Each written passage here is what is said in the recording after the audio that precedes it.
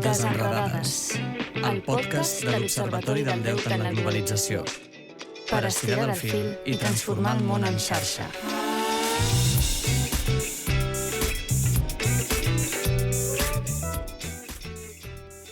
El 12 de març de l'any 2000, més d'1 milió de persones van participar en la consulta social per l'abolició del deute extern pels països del sud global.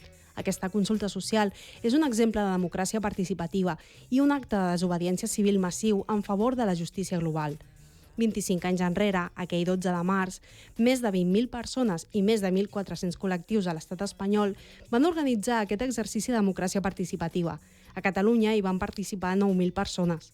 Malgrat la prohibició per part de la Junta Electoral Central i la repressió policial, la consulta es va dur a terme.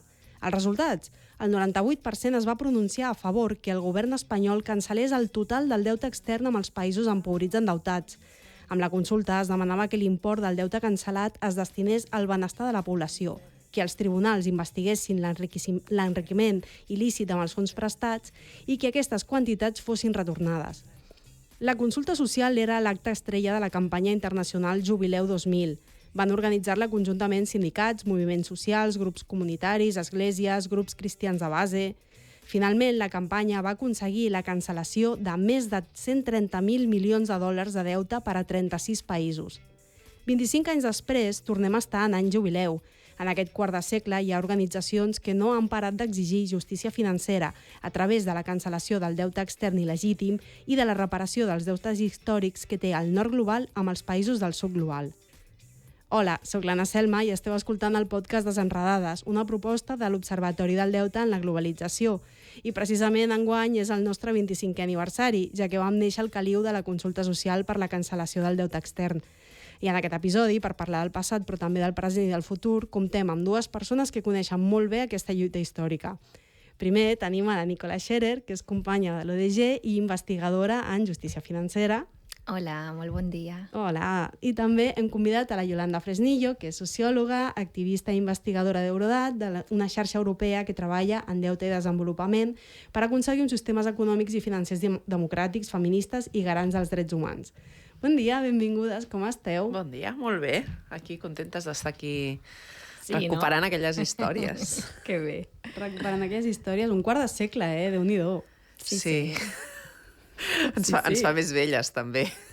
Us fa més sàvies. També més sàvies, sí. Experimentades. Sí. Però també aquesta sensació de que 25 anys més tard estem una mica en el mateix lloc. S'han avançat en coses, però estem bastant en el mateix lloc, Sí, sí. Jo crec que això m'ho agafo de titular per començar la conversa i us demano que les dues feu una miqueta de memòria. De fet, ja havíeu publicat un parell d'articles en el mitjà Sentit Crític, no? Fent una mica de recopilatori sobre aquesta consulta que es va celebrar l'any 2000. Com va anar aquella jornada? Què va ser? Jo només volia dir abans, jo personalment no estava, perquè jo amb 16 anys a l'institut a l'Alemanya vaig participar en les mobilitzacions antiglobalització, però des dels grups de joves, no?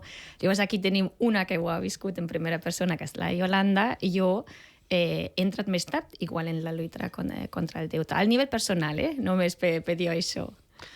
Jo sí que vaig estar, no vaig ser de les primeres, hi havia gent que feia mesos que estava organitzant això i recordo que un amic em va dir estan organitzant aquesta moguda i em va semblar interessant, vaig anar a una xerrada de l'Arcadi Oliveres, com no, em va semblar una proposta boníssima perquè a banda d'una proposta de solidaritat amb els països del sud, era una proposta d'exercici de democràcia en un moment en què hi havia un caliu, no, de demanar sistemes més democràtics.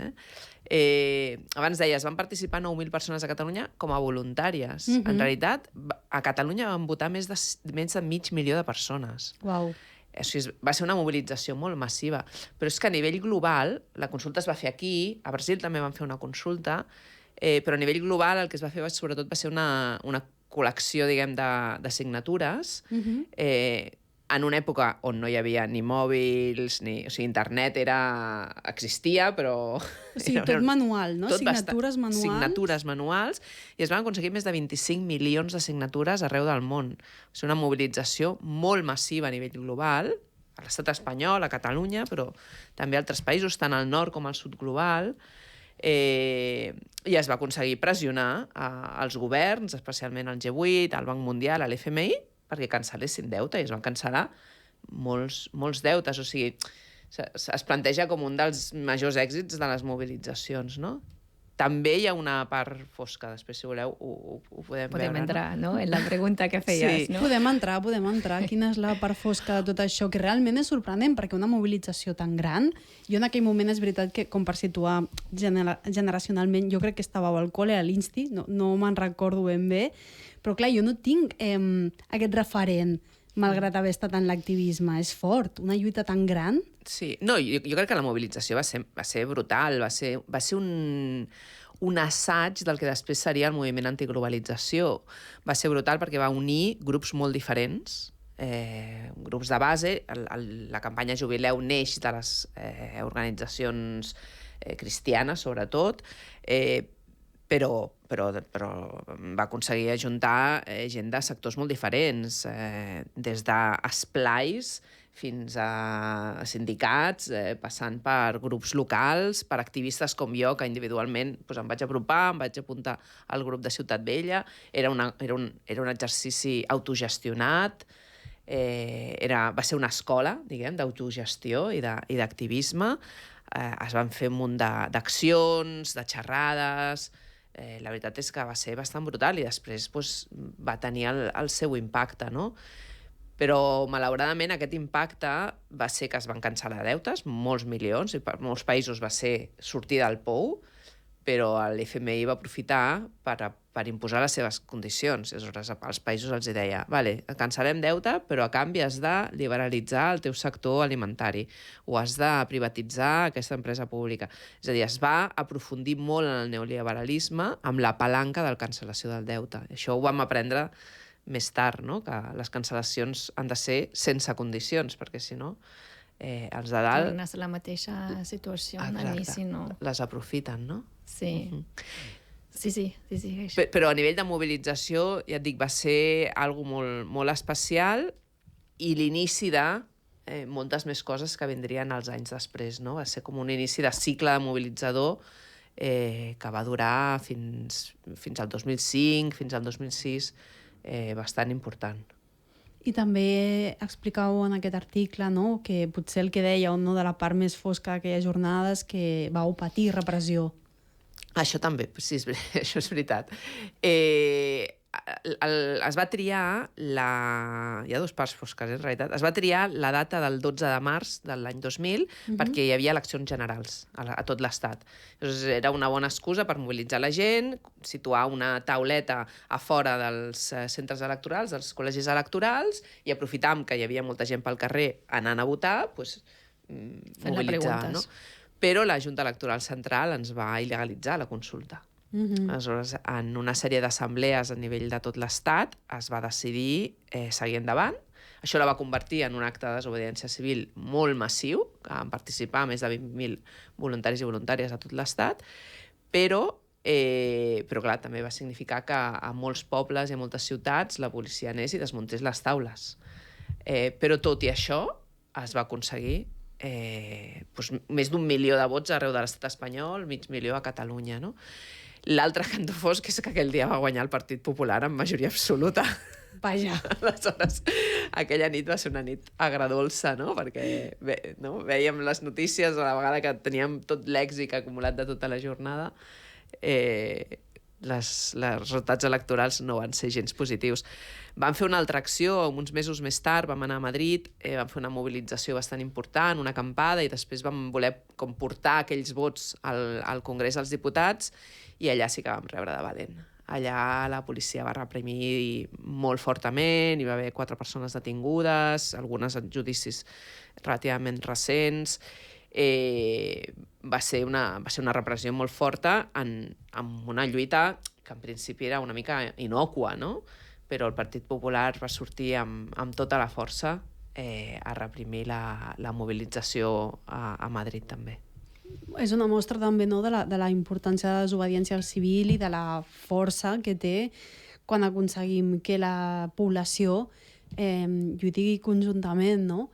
en aquests 25 anys, és que es diu molt aviat, però són molts anys, i han passat moltes crisis financeres, han passat moltes coses. Què hem aconseguit avançar en aquesta lluita per l'abolició del deute extern o per contrarrestar les palanques que també parlaves tu, que hi ha per seguir empobrint?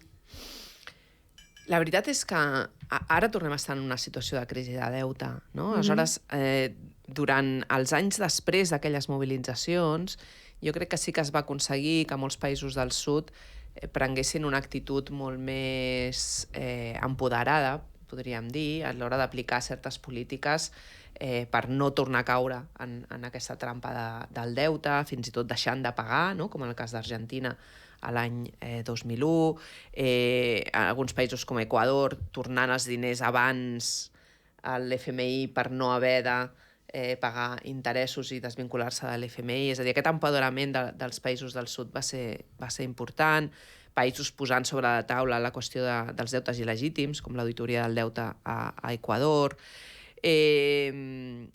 Però després vam entrar en un cicle de nou endeutament, d'expansió dels mercats financers als països del sud, i no sabria dir si estem millor o pitjor que fa 25 anys, la veritat.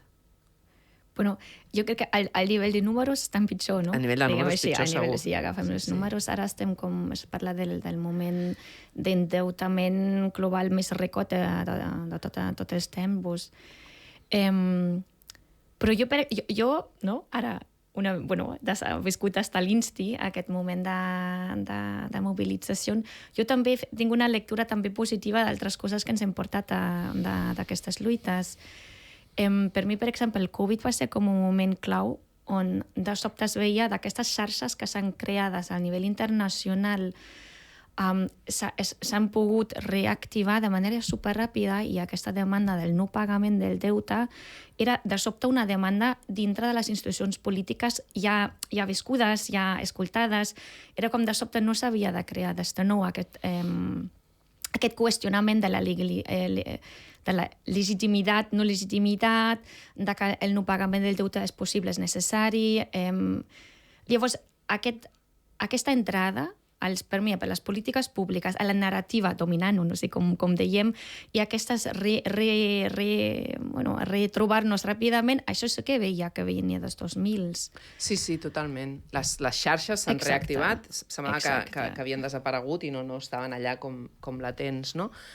A nivell de la narrativa, jo crec que una cosa molt important és quan les mobilitzacions cap a l'any 2000 comencen, hi ha una posició molt de visió paternalista des del nord. Anem a cancel·lar, anem a perdonar aquests deutes als pobres països del sud que no poden ni pagar-se l'educació o la sanitat. No? Aquesta visió molt colonial, fins i tot. No? Però des del sud global, en aquelles mobilitzacions, se'ns va tornar amb un missatge de no, això no és una qüestió de caritat, és una qüestió de justícia. Aquests deutes són il·legítims, s'han de cancel·lar per una qüestió de justícia. I jo crec que aquesta narrativa de la justícia del deute, no? En anglès el debt justice, s'ha quedat. No? I ara aquests plantejaments més paternalistes pràcticament no hi són. No? Sí, jo també afegiria unes coses, dic, bones, guais, il·lusionants, també són d'aquesta mirada que dèiem, no? Més paternalista, el deute financer, etc., que ara tenim com una mirada molt més àmplia dels diferents tipus de deutes. No? Des dels feminismes s'ha treballat molt els conceptes dels deutes de cures, que s'entén com les deutes acumulades a la societat cap a les dones, que majoritàriament es responsabilitzen per les tasques domèstiques, per les cures. S'ha parlat molt de les cadenes cadenes adeutats de cures cap a les dones migrades que venen aquí a Espanya, per exemple, no? A ocupar-se de les feines de cures. Llavors, és com que els deutes, les mirades s'han amplificades, no només sobre justícia, sinó també han entrat en diferents sectors, en diferents qüestionaments, o per altra banda també el deute ecològic, deute climàtic, també en els últims 25 anys ha agafat molta força, tant al nivell de propostes proactives per polítiques públiques, però també dintre de les xarxes i dels moviments socials. O sigui, el qüestionament de la responsabilitat històrica del nord global també anava a través de la qüestió qui més ha contaminat i contribuït a l'emergència climàtica. I n'hi ha moltes frents obertes, però moltes debats i també molt enriquidora, moltes coses que s'enriqueixen, entre altres, de justícia financera, justícia econòmica, justícia climàtica, que fan aquest qüestionament. Hi ha aquesta pregunta, no?, que es va llançar, no sé, en 2010 o així, la gran campanya qui deu aquí, qüestionant la legitimitat en realitat i fent la volta. Jo crec que aquesta pregunta fent-ho de manera tan reiterada per tot arreu, qui deu aquí, jo crec que també ha contribuït molt a donar força a les veus del sud global de qüestionar aquesta justícia, o demanar justícia, qüestionar qui deu aquí, al final. Clar, que seria com preguntar-se si s'està establint un deute que és il·legítim, no?, cap als països del sud global. Potser el que diu aquesta pregunta precisament és que potser és el país, o sigui, no, de fet, són els països del nord global que qui estem en deute, exacte, no?, pel llegat colonial, històric, patriarcal, etc. Sí, per l'extractivisme, per l'acaparament de recursos, pel canvi climàtic, no? Aquesta idea que existeix un deute climàtic amb els països del sud està bastant extesa, no només a nivell de moviments socials, sinó també a l'acadèmia i fins i tot a nivell institucional, no? Governants com la Mia Mottley, que és la presidenta de Barbados, o ara mateix el G77, que és el grup dels països del sud coordinats a nivell de Nacions Unides, estan plantejant el tema dels deutes històrics, del deute climàtic, com una reivindicació institucional. O sigui, aquest discurs fins i tot ha passat dels moviments socials a les institucions. Òbviament és una que els països o els governs dels països del nord no accepten tan clarament, però el papa Francesc, que va morir fa poc, va posar el tema del deute ecològic com una de les qüestions claus a haver d'abordar a nivell internacional. Per tant, diguem que és algo que ha traspassat la frontera dels moviments socials, i em sembla que és bastant important, sí que és veritat. Vinga, més coses bones. Bueno, no estem tan malament. Jo ara torno una mica enrere per preguntar quins han estat els principals opositors a la cancel·lació del deute extern dels països del sud global. Torno al pessimisme, una mica. Sí, a qui li beneficia aquest deute? A veure, aquest deute és un gran negoci. Ara mateix, més de la meitat del deute es deu a mercats financers i, per tant, beneficia als més rics del món, a la gent que té inversions, sobretot a través de fons d'inversió com BlackRock, per exemple. BlackRock és el principal tenidor de deute dels països del sud, però clar, BlackRock és simplement el fons d'inversió. Entren també bancs comercials, no? Santander, el que sigui, no? Sí, exacte. Després bancs, fins i tot empreses, però el sector privat, diguem, principalment el sector financer, és el principal beneficiari.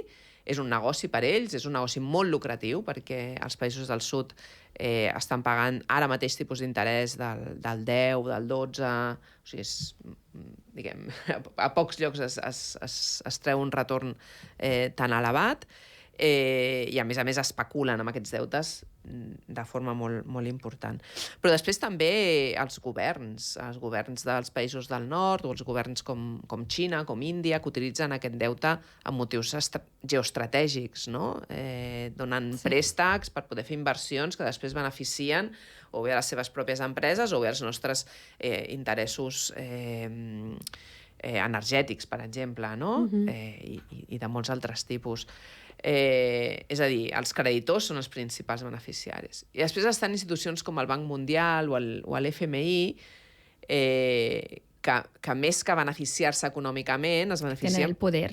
Tenen el poder i es beneficien políticament, perquè a través del deute, com deia abans, és la palanca per imposar mesures econòmiques i polítiques neoliberals, no?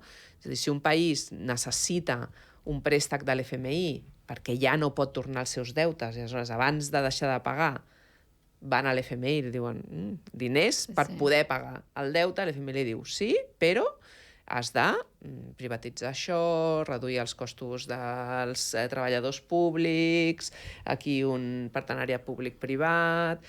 Deixa entrar l'empresa X, etc., per poder fer infraestructures pel desenvolupament, per extreure les matèries crítiques, etc. Expandeix la teva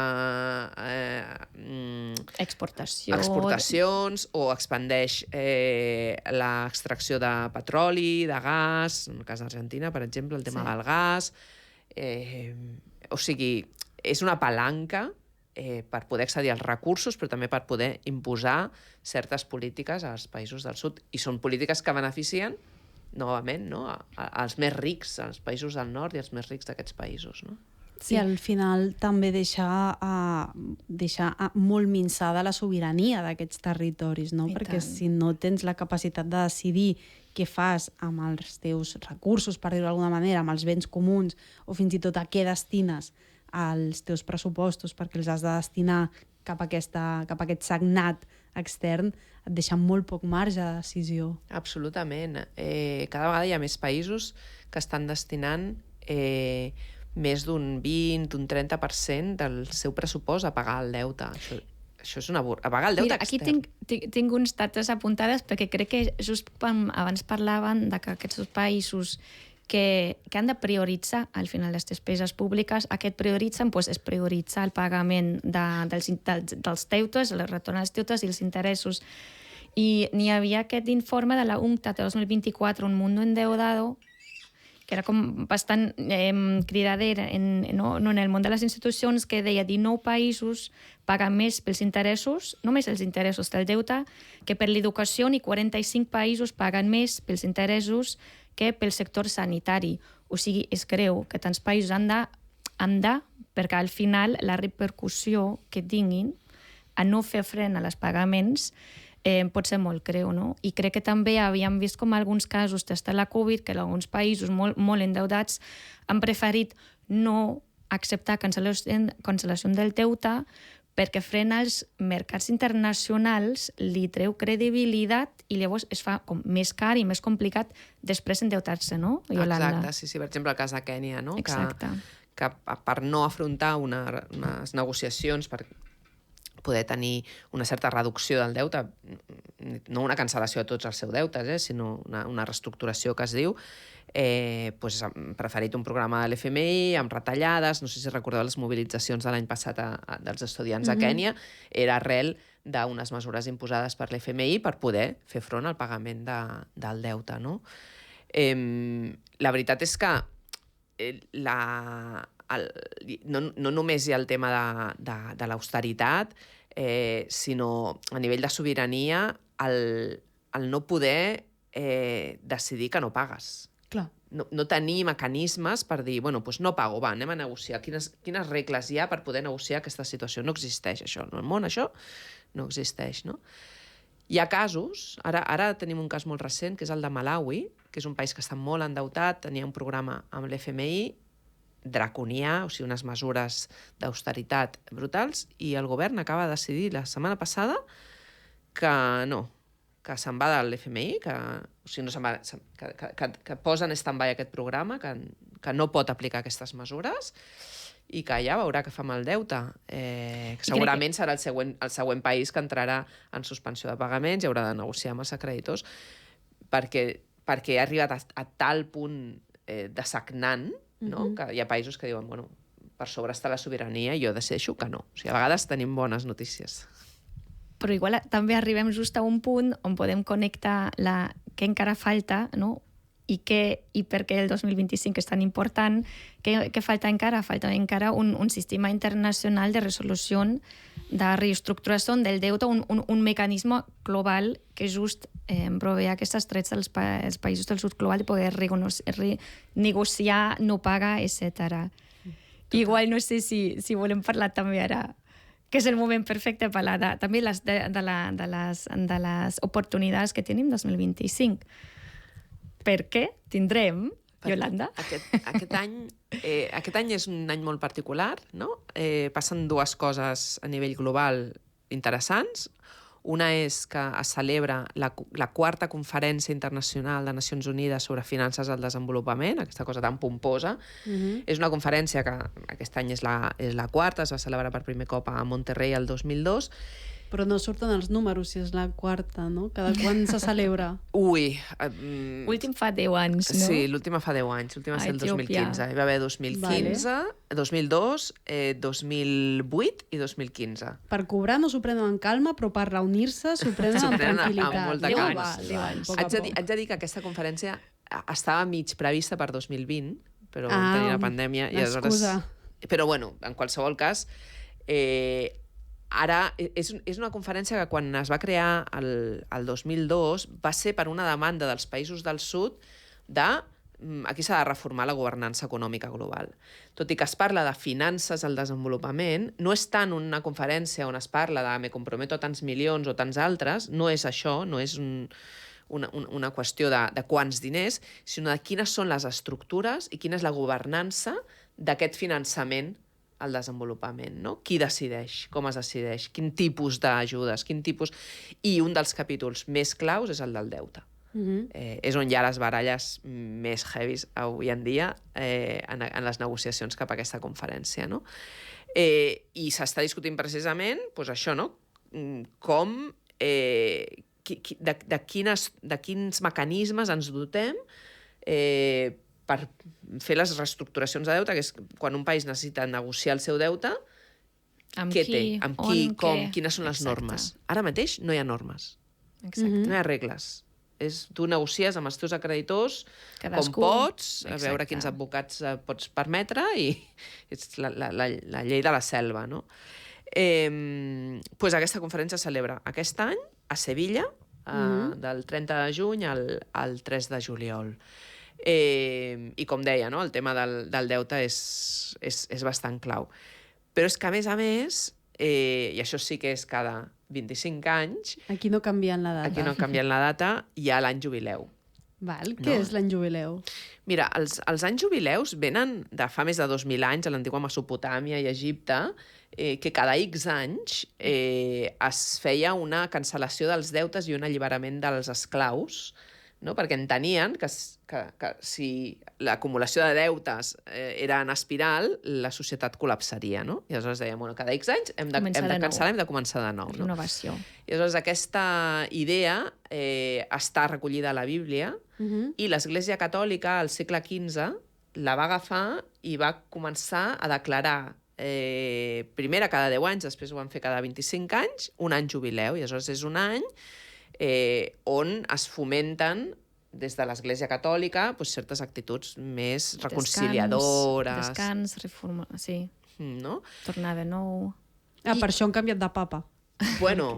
És casualitat. És casualitat. De fet, no ens beneficia molt, perquè el papa que va morir, diguem, el papa Francesc, recordareu que era argentí, que és un país on el tema del deute és molt present. Està candent, no? I en la seva proclamació de l'any jubileu, una de les qüestions que va posar com a clau va ser demanar als països rics que cancel·lessin els deutes dels països del sud, explicitant que no era una qüestió de caritat sinó de justícia, i demanant la reparació pels deutes ecològics. I aleshores la institució de l'Església Catòlica, i especialment Càritas Internacionals, que és una de les ONGs, diguem, institucionals, han llançat una campanya per l'any jubileu de cancel·lació del deute. Des dels moviments socials que treballem el tema del deute hem vist això com una oportunitat. I aleshores hem dit, ens sumem tots a la idea de jubileu 2025. Ara ja no és una campanya només de l'Església Catòlica, sinó que és una campanya diversa, de tot tipus d'organitzacions, global, té presència a més de 160 països, i que comença a...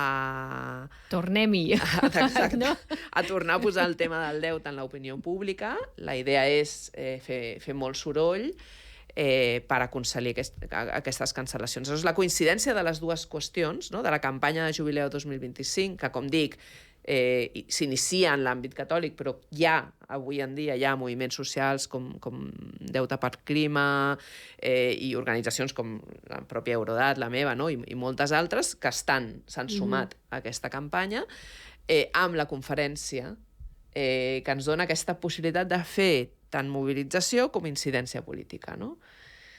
I això enmig d'una gran crisi de deute, que és una cosa que no havia passat en les anteriors conferències de finances al desenvolupament. I amb una posició dels països del sud molt reforçada. Els països del sud, especialment els països africans, els països que se'n diuen petites illes d'estat, estan en una posició de força dient hem de reformar la governança econòmica global, hem de reformar l'arquitectura financera internacional i específicament hem de reformar l'arquitectura de deute.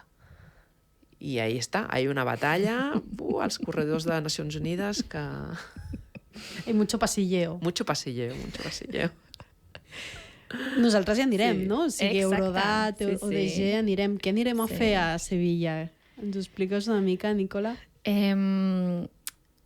Nosaltres des de l'ODG, sí. Bueno, en general, què es farà? Tot aquest... Jo crec que la Iolanda ho ha resumit bastant bé. O sigui, la coincidència d'un moment de finestra de comunicació amb un momentum de possibilitat d'empenyar una mica perquè després ja podem... No sé si entrem en les tecnicisme, igual no, però és difícil aconseguir que es posa una paraula, una frase més, perquè això és el que es negocia, no? O sigui, l'èxit de les negociacions per a que realment hi hagi algunes reestructuracions, reformes significatives és molt difícil, i llavors des de l'ODG o també des dels moviments que igual no estem en primera fila en les reunions, en les Nacions Unides, ni a més institucions, el que podem donar és un reforç de comunicació, d'explicar les coses tal com ho fem avui, no? Explicar de manera igual la importància, explicar la importància del que està passant i també donar com la idea de que realment es pot canviar les coses, que jo sempre deia que si en parlem de finances moltes vegades es diu, no, això és molt complicat, això no es pot canviar, i dius, no, és molt fàcil. En realitat és fàcil perquè les normes estan fetes per persones, estan escrites, es pot fer, es pot refer. Són normes, són lleis que després no, són acords que després es tradueixen en les lleis nacionals, cada país ho aplica, però en realitat és una voluntat política. O sigui, es pot trobar solucions amb voluntat, però la voluntat, com abans parlaven, sí, n'hi ha tant de bloqueo i tants interessos financeres i poder darrere de no canviar les coses, llavors igual aquí és on entrem les del carrer o entrem les de la comunicació de no, nosaltres sí que som la força que necessiten les companyes que estan dintre d'aquestes reunions per dir, no, el carrer i la gent s'estan donant que sí que estan fent coses i s'estan fent coses males o bones, no? Dintre d'aquest momentum de les reformes i del sistema financer. I nosaltres hi som físicament, en xarxes, en les nostres accions, en els mitjans, i fent moltes xarxes, perquè jo també crec que el momentum, i perquè també el d'ODG hi vagi, és perquè vindran les companyies del sud global que porten anys treballant sobre allò, recolzem xarxes noves com Debt for Climate, no? Deute per Clima, i fem aquestes xarxes que necessitem realimentar amb esperança per poder seguir 20-25 anys més. Sí. Mira, et puc fer un exemple? I tant, perquè sisplau, gràcies. A la conferència de finances al desenvolupament es tracten diferents temes, no? El deute és un, com es governa l'ajuda al desenvolupament, però també temes de comerç, temes sistèmics que en diuen, i fiscalitat. També temes climàtics, però el tema de fiscalitat, no? El meu exemple. A l'última conferència, fa 10 anys, que va ser a Addis Abeba, el tema clau va ser fiscalitat, no era deute. I hi havia una demanda dels països del sud de les regles globals fiscals i de perseguir els paradisos fiscals i de perseguir els fluxos il·lícits s'han de definir de forma global. Ara mateix es defineixen a l'OCDE, que és un grup de països rics, industrialitzats. I els països del sud, que són qui més reben les conseqüències d'un sistema fiscal global injust, no tenen ni dret a veu ni vot, no? I aleshores allà van posar sobre la taula la necessitat d'una convenció fiscal global i d'un organisme fiscal a nivell global, no? I aquesta batalla es va perdre. Es va perdre en formes molt dolentes.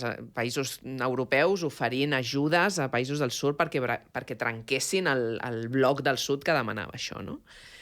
Però es va jugar la batalla, no? Fa un any, aquests mateixos països del sud, especialment els països africans, van tornar a posar aquesta proposta a l'Assemblea de Nacions Unides. I com que a Nacions Unides els països del sud són majoria, perquè és un país, un vot, van guanyar aquesta batalla. Van aconseguir que es creés un procés que ara s'està negociant, un tractat internacional, una convenció marc, que es diu, de fiscalitat internacional. Això està en negociació en aquests dies. Després de la conferència de Sevilla entraran en negociacions ja més concretes dels diferents capítols. Això és una realitat, que serà una realitat d'aquí uns anys, no? Amb el tema del deute, la nostra visió és la mateixa. És a dir, no sé si aconseguirem canviar les frases de l'acord de Sevilla segons el que nosaltres volem, no? Però ara mateix els països del sud estan jugant aquesta batalla.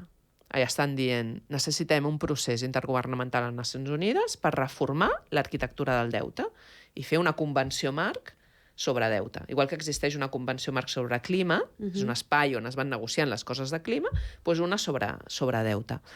I països africans, aquests països caribenys i altres estan dient, això és necessari. Si no hi ha mobilitzacions des de fora que donen suport a aquests països, és molt difícil que segueixin amb aquesta batalla. Per tant, aquestes mobilitzacions que deia la Nicola són molt importants per recolzar fins i tot els negociadors dels països del sud que estan a dins, no? Que ho aconseguirem a Sevilla? No ho sé. Podria ser, podem tenir la sorpresa. Però és que si no ho aconseguim a Sevilla, aquests països seguiran lluitant. I tard o d'hora jo crec que arribarem en aquest punt de plantejar aquesta reforma del sistema financer internacional. Puc fer un parèntesis també, perquè just el tema de la justícia fiscalitat, o si parlem d'impostos justos, no? Bueno, així per cridar-ho així, que estem parlant molt de la justícia global avui, però també vol dir que de totes les reformes que es negocien en Sevilla, nosaltres com persones vivint aquí al nord global, també ho notem, o sigui, som al final impactades per les mateixes normes. No de mateixa manera, però sí que ens interpel·la també el dia a dia. I faig l'exemple de les impostos perquè, com des de l'ODIGI també, però també des de la campanya, en novembre-desembre van parlar molt sobre els impostos extraordinaris, impostos sobre beneficis extraordinaris, sobre tax the rich, finançar els que més tenen... Sí, gravar més les grans fortunes, exacte, no? Impostos sobre les que més contaminen, etc.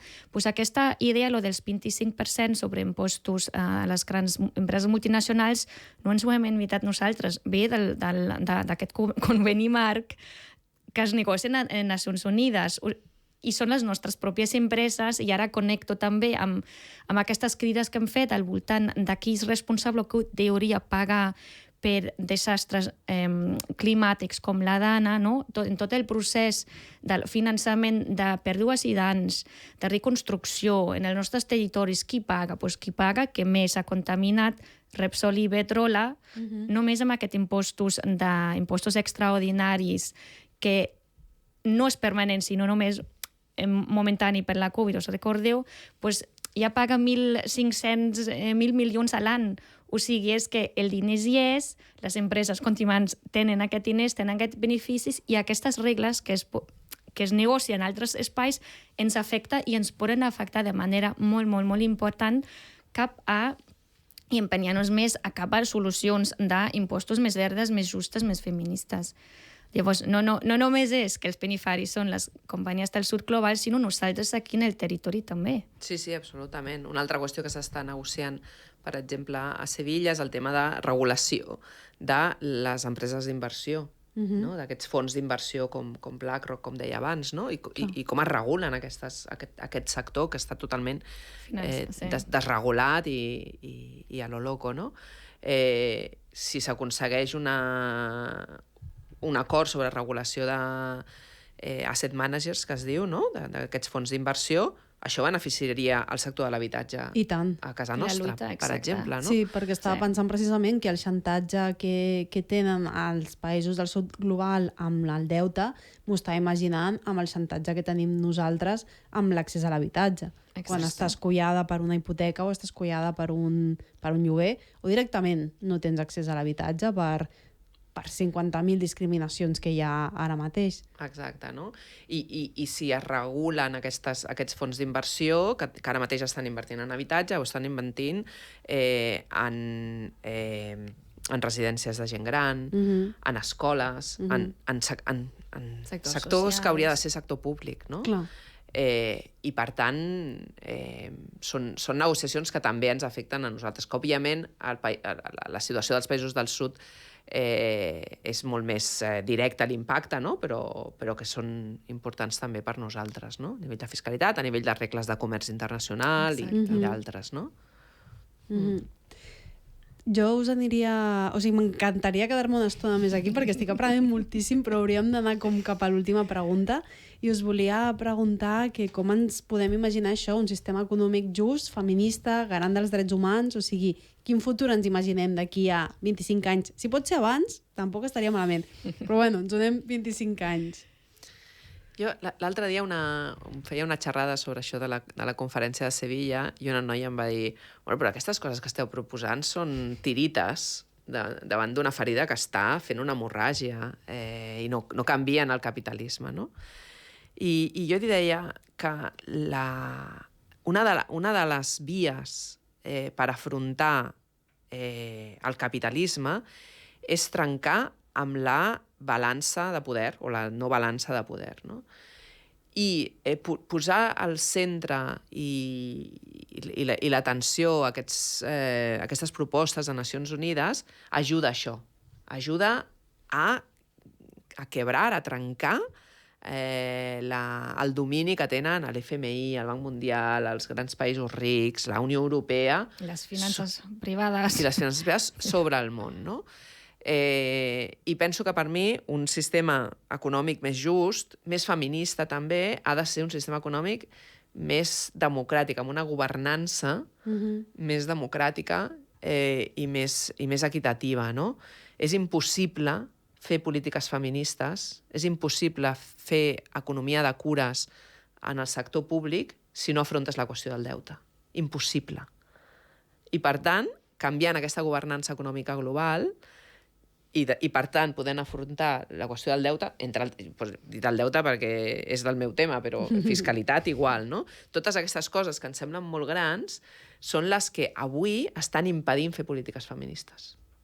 Per tant, un futur econòmic just i feminista ha de passar necessàriament per també canviar aquesta governança econòmica global, no? Acabar amb el domini d'aquestes institucions que no són gens democràtiques, el domini del G7, del G20, i és una de les lluites que tenim. Tenim moltes, però aquesta és una de les que tenim.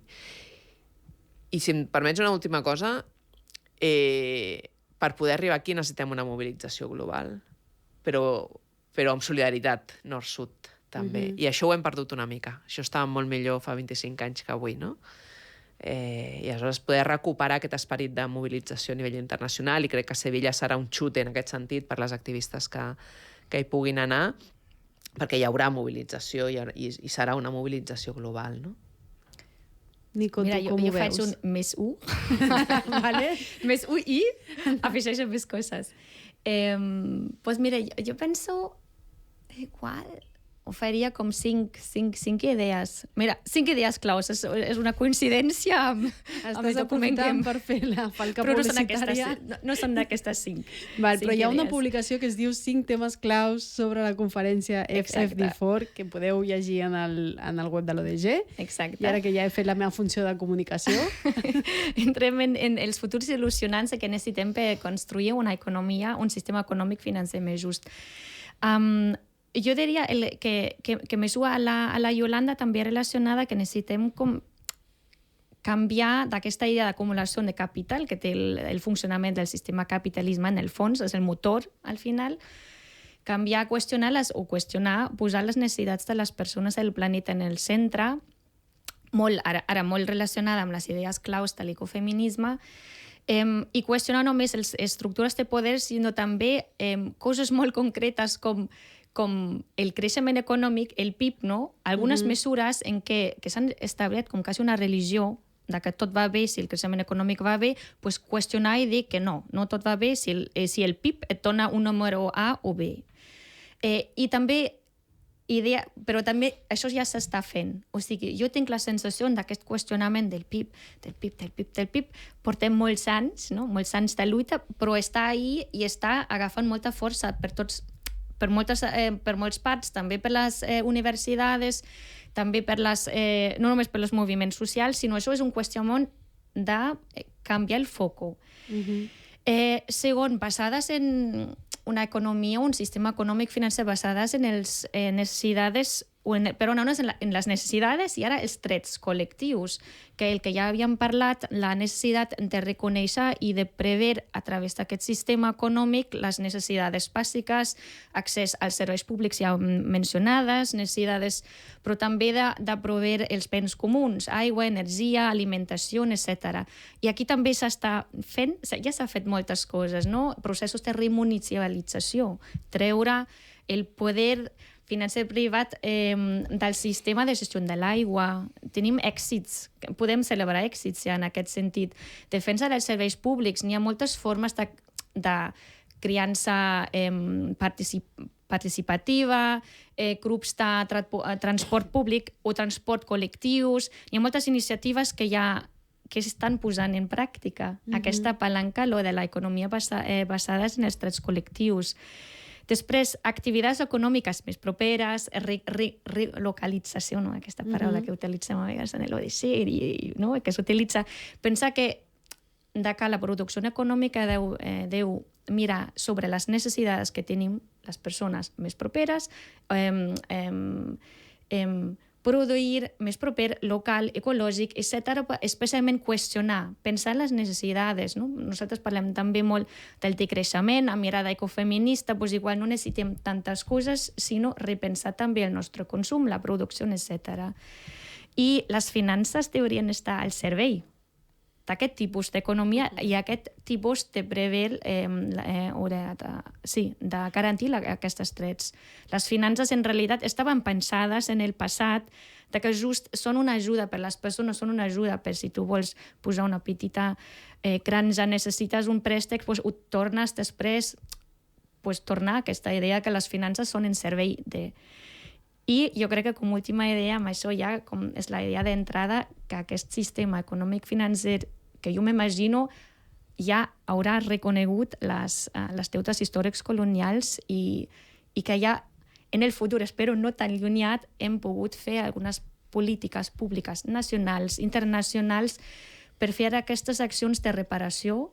Jo crec que sí que ara sí que és necessari i és important recolzar aquí les demandes també de les campanyes del sud global. Doncs, Yolanda, Nicola, moltes gràcies. Jo em quedo amb la importància de saber, no?, que està passant això, que passarà això a Sevilla, que igual que amb la cimera pel clima hem començat a entendre una mica més, s'ha fet com més àmplia la comprensió que és un moment important, que ens hi juguem moltes coses, doncs també a veure si podem contribuir una miqueta amb aquest episodi a democratitzar la idea de la importància del que passarà a Sevilla i de la mobilització social. I també em quedo molt amb una idea que has dit tu, Nico, de que al final tot és una construcció... O sigui, com que aquest sistema el podem deconstruir perquè algú l'ha construït i, per tant, podem desmuntar algunes peces d'aquest Lego que està amanyat i fer una cosa que sigui més positiva per totes les persones i pel planeta, també. Moltíssimes gràcies per venir avui. Gràcies a vosaltres. Gràcies a vosaltres. Gràcies a les que ens esteu escoltant des d'iVoox, des de Spotify, i a les que veieu el podcast en el nostre canal de YouTube. I res, fins una altra.